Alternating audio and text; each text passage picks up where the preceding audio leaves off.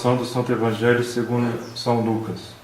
Naquele tempo disse Jesus a seus discípulos: haverá sinais no sol, na lua e nas estrelas, e na terra consternação dos povos por causa da confusão do bramido do mar e das ondas, mirrando-se os homens de susto na expectativa do que sobrevirá a todo orbe, porque os poderes do céu se abalarão.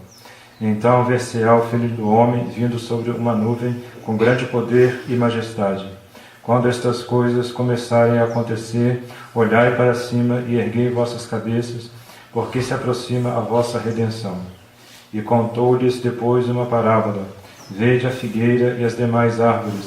Quando começam a dar fruto, sabeis que o verão está perto. Assim também, quando virdes que se realizam estas coisas, sabei que está perto o reino de Deus. Em verdade vos digo que não passará esta geração sem que isto aconteça. Passará o céu e a terra, porém as minhas palavras não passarão. Caríssimos irmãos, nosso Jesus Cristo, caríssimos fiéis. Is fieri incipientibus levate capta vestra. Quando começarem a se realizar essas coisas, elevai vossas mentes para o céu. O padre Emmanuel, grande teólogo beneditino do século XIX e muito estimado por Dom Lefebvre, escreveu um pequeno livro sobre o drama do final dos tempos. Procuramos fazer um resumo do que ele diz quando ele mostra que a situação atual da sociedade é a preparação que imediatamente precede a vinda do Anticristo, e também do que ele diz da pessoa do Anticristo.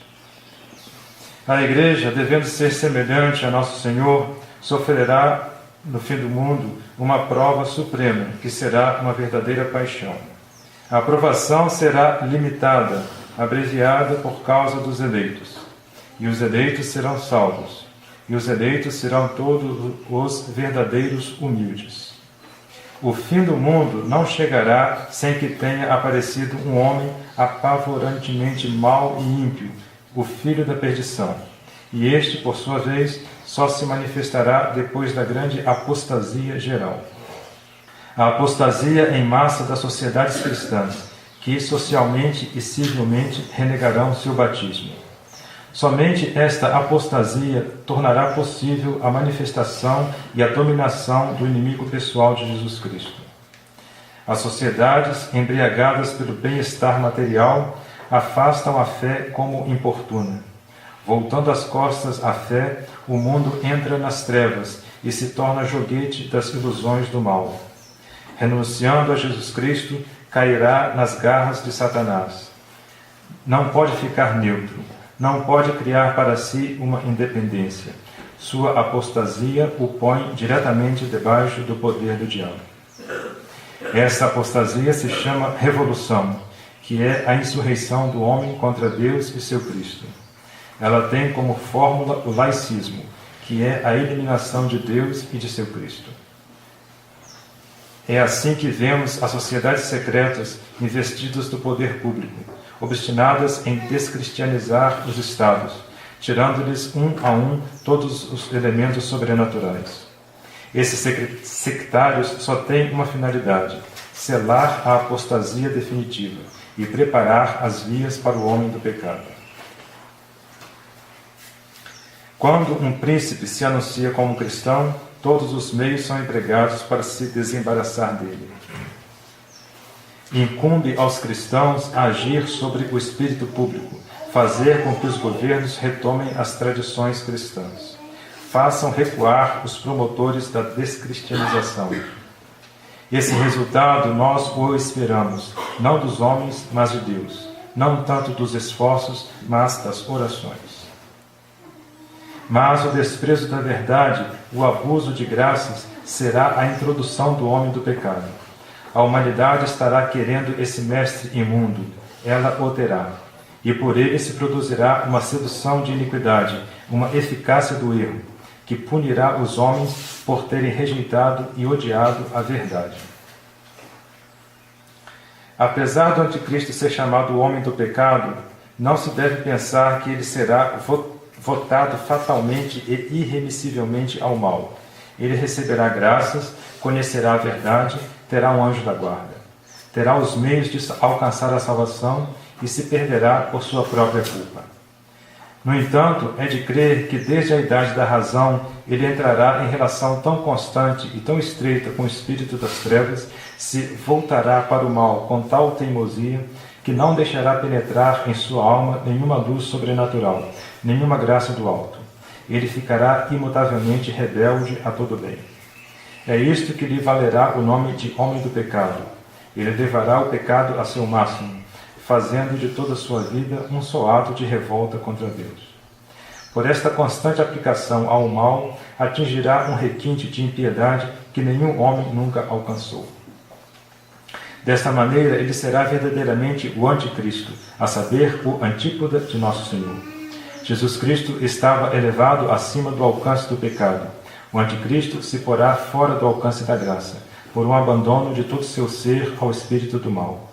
Jesus Cristo se volta para seu Pai com todo o impulso de uma natureza divinizada e preservada das más influências. O anticristo se voltará para o mal com todo o impulso de uma natureza profundamente viciada. Estando assim diametralmente oposto a Nosso Senhor, ele fará obras em oposição direta às suas. Assim como Deus, enviando seu Filho ao mundo, o revestiu do poder de fazer milagres e mesmo de dar a vida aos mortos, assim também Satanás, fazendo um pacto com o homem do pecado, lhe comunicará o poder de fazer falsos milagres. O anticristo se apresentará ao mundo como o tipo completo desses falsos profetas que fanatizam as massas e que as arrastam a todos os excessos.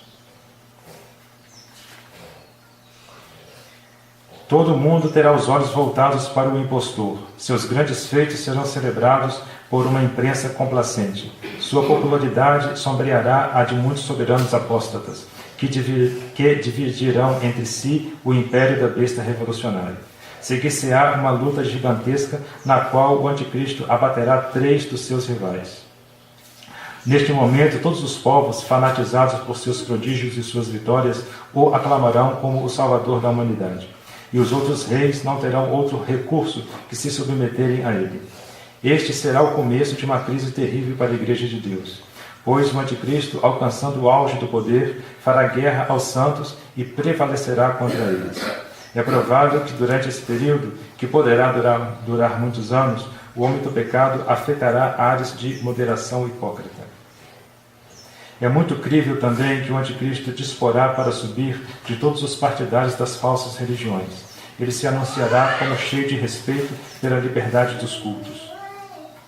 Malditos os cristãos que suportam sem indignação que seu adorável Salvador seja posto em não sei que panteão de falsos deuses.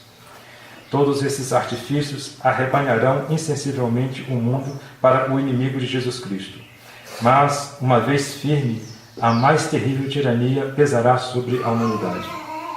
Quando o anticristo tiver escravizado o mundo, quando puder puxar à sua vontade todos os fios de uma centralização levada ao extremo, ele tirará a máscara, proclamará que todos os cultos estão abolidos, se aclamará como Deus único, e debaixo das penas mais terríveis e mais infamantes, quererá forçar todos os habitantes da terra a adorar, excluindo qualquer outra, sua própria divindade.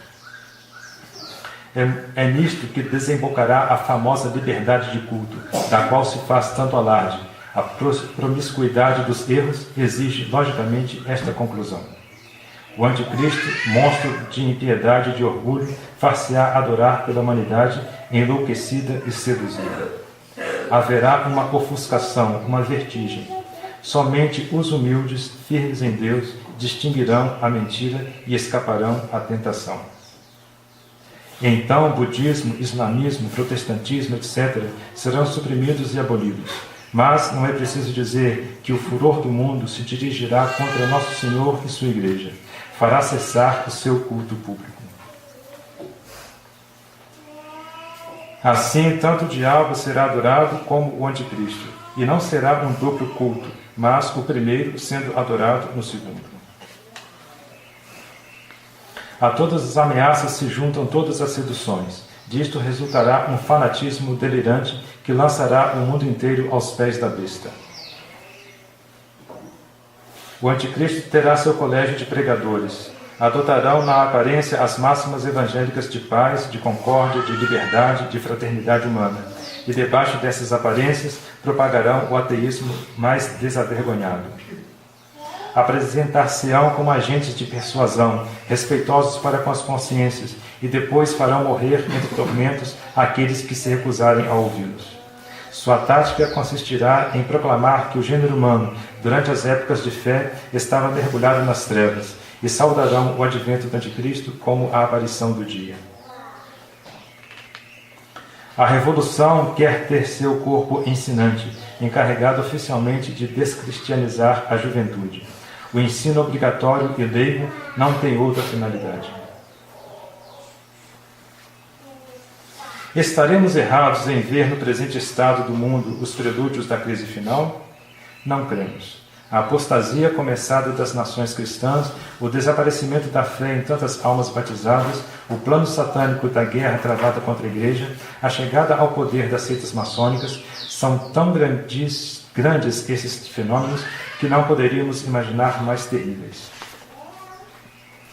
Estimando que assistimos aos prelúdios da crise que trará a aparição do anticristo no cenário do mundo, nos guardamos de querer precisar o tempo e o momento.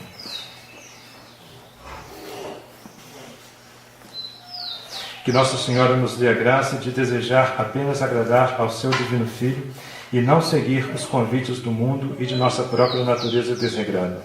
Se nós não nos opusermos a eles, como nos oporemos ao anticristo? Nossa Senhora da Santa Esperança, convertemos. Pai de Deus.